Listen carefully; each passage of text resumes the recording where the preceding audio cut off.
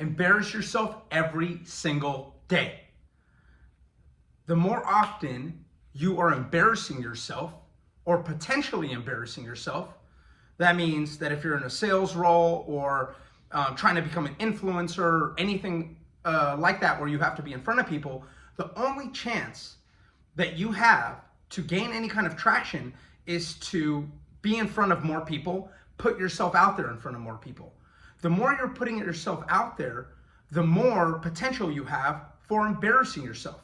Because when you start off something like this, like for example, me doing these videos, when I started first making videos for my real estate business, I sucked. I was horrible. I couldn't speak as clearly. I still can't speak that clearly. I'm still not doing a great job. I'm still focused on improving. I'm out here right now trying to build this business, trying to be in front of people, trying to motivate people, trying to give people my thoughts, my experiences, everything. And by doing that, by putting myself out there, by putting my own experiences, by communicating what's in my head, I risk being embarrassed. I risk people from my past, people from my current life, people from all over seeing that, hey, what's Joe doing? This looks stupid. This is embarrassing. Oh my God, I can't believe he would do that. Oh, he doesn't have a six-pack yet. Why does he have a gym attire? He doesn't even look that buff. It's so easy to get stopped in your tracks because of fear of embarrassment.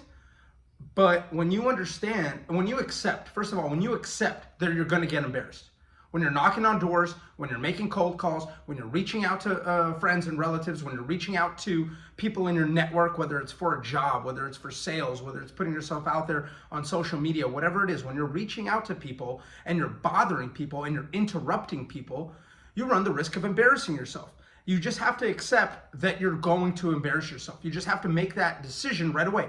I'm going to embarrass myself. I'm going to do something stupid. I'm going to fall flat on my face. I'm going to say something dumb that's make a mistake. I'm going to be wrong. I'm going to do all of these things. You just accept it from the beginning. And when you accept it and you're comfortable with, all right, but that is what it takes. That is what I'm going to have to do in order to achieve my dreams, in order to achieve my goals, in order to become what I want to become.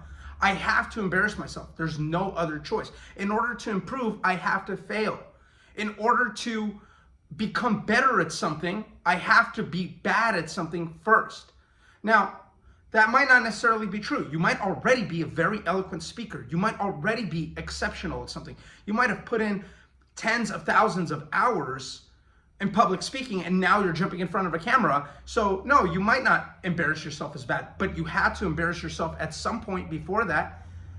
Anybody who's ever done anything worth doing has had to put themselves out there, has had to be in front of people and had to run the risk of making a mistake, looking dumb, and failing. And that is embarrassing. But when you accept the risk of embarrassing yourself, or when you accept the fact that you will embarrass yourself and move forward anyway, that's when you transcend all of this bullshit that you're conditioned to believe about, that limits you, that keeps you limited in this bubble of mediocrity that most people stay in their whole lives.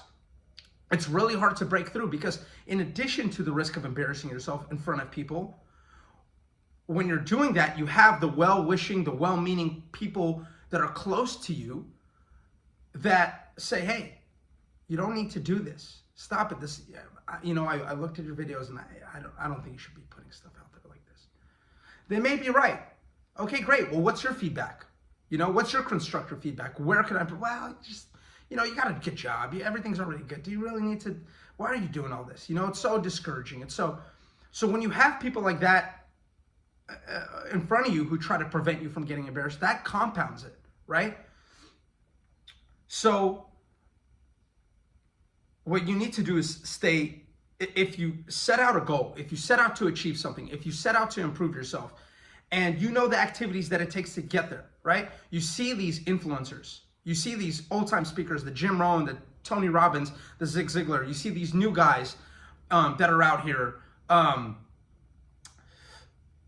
am I forgetting names? I mean, Tom Ferry in real estate, and Gary Vee, and just whatever, all the main people who are out there right now, they all had to run the risk of embarrassing themselves. They all put themselves out there on a daily basis. They all make content every single day. They all speak in front of people. They speak to people. They're meeting strangers. They're putting themselves out there. They're being vulnerable. They're putting their heart and soul and everything that they value and believe in out there for the world to see. And that is now achieving them results, but it didn't always. And it won't for you in the beginning. And it certainly has not for me to the point where I expect it to one day, or the point that I know it can one day, right? I'm in that journey with you right now. And so that's why this video isn't for you if you're watching this. This video is also for me to reinforce the fact that, hey, today I finished my morning workout, got a pump, got some lifting in. I'm still gonna do an evening workout, of course.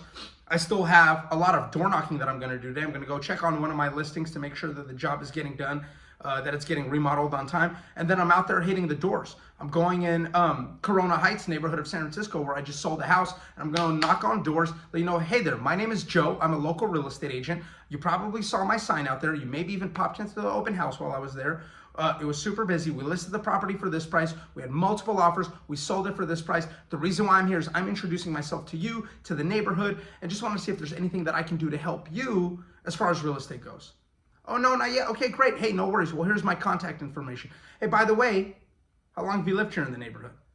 Okay, great. Well, what do you love about living here? If I do find another buyer or seller here in the neighborhood, what are some things that you think are important about the neighborhood that people should know? Whatever it is. You know, you can create your own scripts and dialogues and whatever it is, but at the end of the day, it's just looking at somebody, doing your best, connecting with them on a personal level, and running the risk that they're going to look at you, they're going to open the door. I've had this multiple times. They open the door. Yes? How may I help you? Does this work? Ugh, okay, well, thanks. And they look at you like you're a cockroach and a scum, okay? And people give that look to me, and I'm like, dude, I'm not that. I work my ass off every day. I help people. I do multi-million-dollar sales, and still I put myself in the position every day of somebody being able to just look at me like a solicitor and make me feel like a mouse, right? And I put myself in that position every single day because I have to remind myself, and I have to not get complacent. I have to remind myself that, hey, you need to eat a little humble pie, and you need to remember that you need to work to get what you want. And you need to work every single day, and you got to put yourself out there, and you have to, but the best feeling is when somebody looks at you like that, and before they slam the door on you, hey, hold on. Well, quick question.